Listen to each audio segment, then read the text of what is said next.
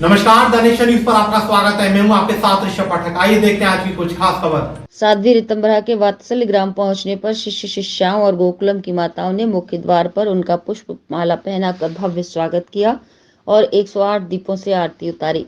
भगवा पताकाओं के बीच आतिशबाजी करते हुए ढोल नगाड़ों के नाचते गाते दीदी माँ को मंगल मानस ले गए, जहाँ उन्होंने सर्व मंगला माता की पूजा अर्चना की। सभी ने उल्लास के साथ खुशियां मनाई और नृत्य किया। साध्वी ऋतंभरा ने बताया कि प्रभु श्री राम की प्राण प्रतिष्ठा से खोए हुए भारत का गौरव फिर से लौटा है। भारत का खोया गौरव फिर से लौटा है। अयोध्यापुरी अब पूरे विश्व की सांस्कृतिक राजधानी बनेगी। श्री रामलला के दर्शनों से वर्षों वर्ष का ताप संताप दूर हो गया, हृदय की दरिद्रता चली गई। 500 सालों की प्रतीक्षा के बाद मंदिर बना तो प्राण प्रतिष्ठा भी उसी भव्यता और दिव्यता के साथ हुई है। 11 दिन के उपवास और तप के बाद प्रधानमंत्री ने प्रभु श्री राम की प्राण प्रतिष्ठा पूजन किया तो ऐसा लगा कि युगों बाद भारत को ऐसे प्रधानमंत्री मिले हैं जिन्होंने बहुसंख्यक सनातनी जगत की जनभावनाओं को समझा और उनका सम्मान किया। ऋषियों मुनियों शूरवीरों के श्रम और साधना के कारण ही हमको ये दिन देखने को मिला है।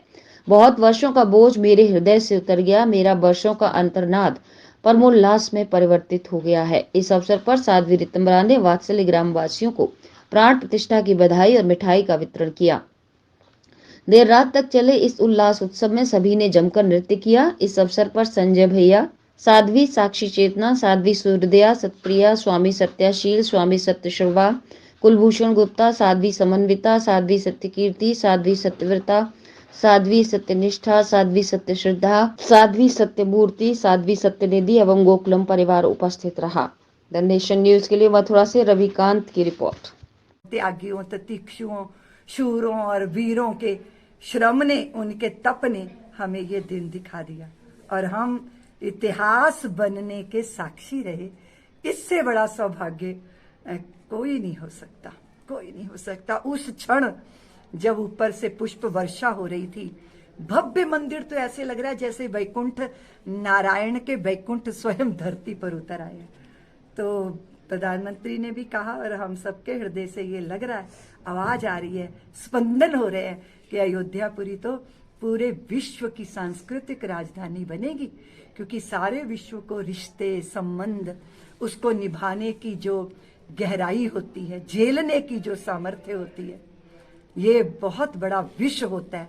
सबको समेट के चलना, विपरीत स्वभाव वालों को एक साथ लेके चलना, और उसके लिए घर के मुखिया को कितना धीरज चाहिए, कितना धैर्य चाहिए।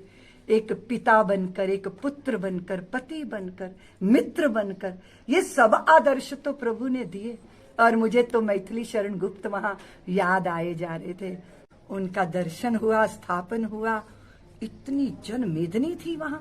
भगवा भगवा साधु महात्मा 11 दिन का उपवास करके जब प्रधानमंत्री जी उनके लिए छत्र और चुनरी लेकर भीतर जा रहे थे, वस्त्र लेके, 11 दिन का तप, सारी देव सत्ता, सारे तीर्थ, सारी पुरियां, नदियों की पवित्रता उनके साथ साथ चल रही थी। सोचिए ये कैसा युग है। युगों के बाद भारत ने ऐसे दिन देखे कि देश के प्रधानमंत्री बहुसंख्यक सनातनी जगत की जन की भावना को इतने सुंदर तरीके से उन्होंने धन्य किया। हम भी धन्य हो गए और सच मानिए बहुत वर्षों का बोझा हृदय से उतर गया। मैं जो हूं ना, मुक्त हो गई हूं अंदर से, आंतरिक रूप से। और वे तो मेरे को बहुत प्यारे से एक भाव भेजे थे, हमारे बहुत अच्छे मिहिर भैया हैं, और आप तो राही जी स्वयं कवि हैं।